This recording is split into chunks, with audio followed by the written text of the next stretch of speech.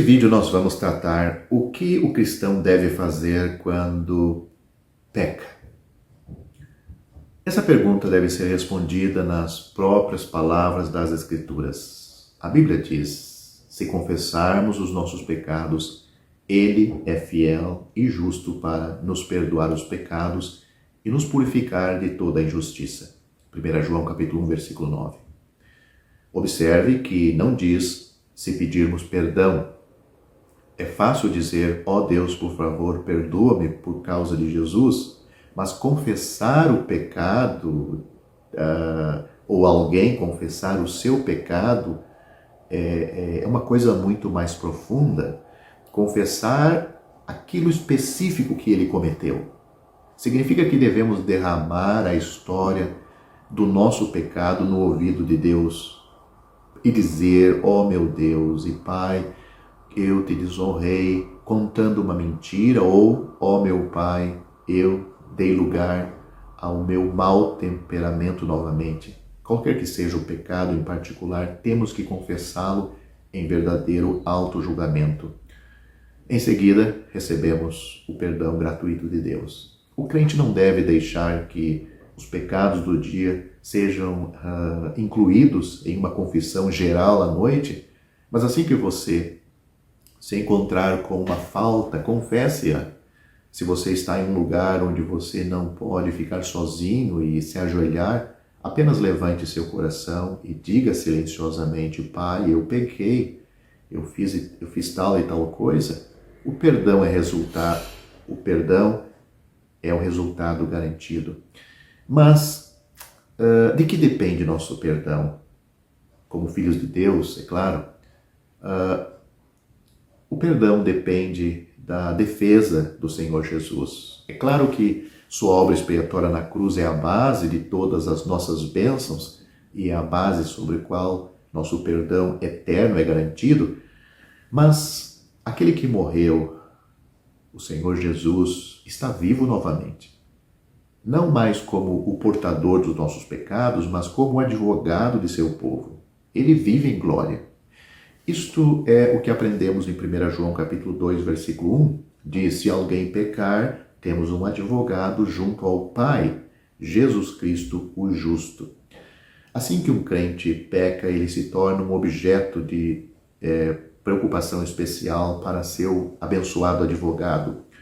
Como resultado, ele é levado a julgar a si mesmo, ou seja, aquele crente é levado a julgar a si mesmo por seu pecado, ir ao Pai em humildade, confissão. Como resultado adicional, o perdão é concedido a ele, e ele é purificado de toda injustiça. Quão cheio de gratidão devemos estar pelo serviço de nosso advogado. Ele é tanto para nós em glória hoje, quando sofreu como nosso substituto no Calvário. E ele nos mantém em toda a eficácia permanente de sua maravilhosa obra de expiação. Nele está sempre presente, aos olhos do Pai, um fundamento sobre o qual ele pode perdoar. E quando confessamos nossos pecados, ele é fiel e justo para com Cristo e perdoa-os. Há algo de suma importância a ser dito para todo aquele que ainda não é salvo ou se diz crente, mas não tem certeza da sua salvação. João capítulo 3, versículos 17 e 18, o Senhor Jesus Cristo disse: Deus enviou seu Filho ao mundo, não para que condenasse o mundo, mas para que o mundo fosse salvo por ele. Quem crê nele não é condenado, mas quem não crê já está condenado, porquanto não crê no nome do unigênito Filho de Deus. Essas foram as palavras do Senhor Jesus nesses 2 versículos do capítulo 3 do Evangelho de João. Somente sobre esta base e nenhuma outra é que você pode ser salvo. Se você deve ser salvo, então o pesado fardo de seus pecados precisa ser removido. Se o seu pesado fardo precisa ser removido, A pena pelo pecado, ou castigo pelo pecado, precisa ser aplicada em alguém. Se a pena pelos pecados precisam ser aplicada em alguém, então Jesus precisava morrer, pois a pena para o pecado ou para os pecados é a morte. Você não poderia suportá-lo sem merecer ou sem perecer miseravelmente. Assim disse o apóstolo João: pelo seu nome vos são perdoados os pecados. 1 João capítulo 2, versículo 12. Não pelas obras que você possa praticar, nem pela sua moralidade, mas pelo nome de Jesus. A misericórdia flui hoje mesmo, não por meio de alguma relíquia em alguma cidade santa, nem por meio do toque de alguma mão santificada, mas de um vitorioso e ressuscitado Cristo que hoje está no céu. Pode-se ter acesso a Ele estando em qualquer lugar. Toque nele, ou, em outras palavras, se preferir, creia nele e você será salvo.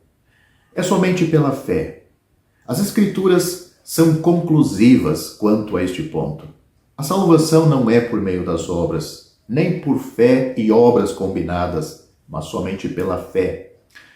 A salvação de um pecador não se dá quando ele é batizado, ou foi batizado, crismado, recebido na igreja, nem tampouco por dar esmolas, dízimos, ofertas, tomar a ceia, frequentar a igreja, pregar, jejuar, orar, rezar, fazer penitências e tantas outras coisas mais. Efésios capítulo 2, versículos 8 e 9 diz de uma maneira clara: porque pela graça sois salvos por meio da fé. Isto não vem de vós, é dom de Deus. Não vem das obras, para que ninguém se glorie. Esta é a única resposta sensata. Portanto, cuidado para não perder sua alma eternamente só por causa desta pequena questão, o tempo da sua resposta a este convite de salvação. A Bíblia diz: eis aqui agora o tempo aceitável. Eis aqui agora o dia da salvação. 2 Coríntios capítulo 6, versículo 2. Se você, como um pecador perdido aos olhos de Deus, tiver crido de todo o coração, tiver aceitado o Senhor Jesus como tendo sofrido na cruz por todos os teus pecados, por todos os teus pecados cometidos, e tendo ressuscitado, ele ressuscitado, para a tua justificação, então o Cristo na glória é aquele em quem você está agora firme e seguro. Você está salvo. Você já tem, portanto, a vida eterna. Você está nas mãos do bom pastor, e ele nunca o deixará de assim conduzir até que o tenha introduzido no lar celestial.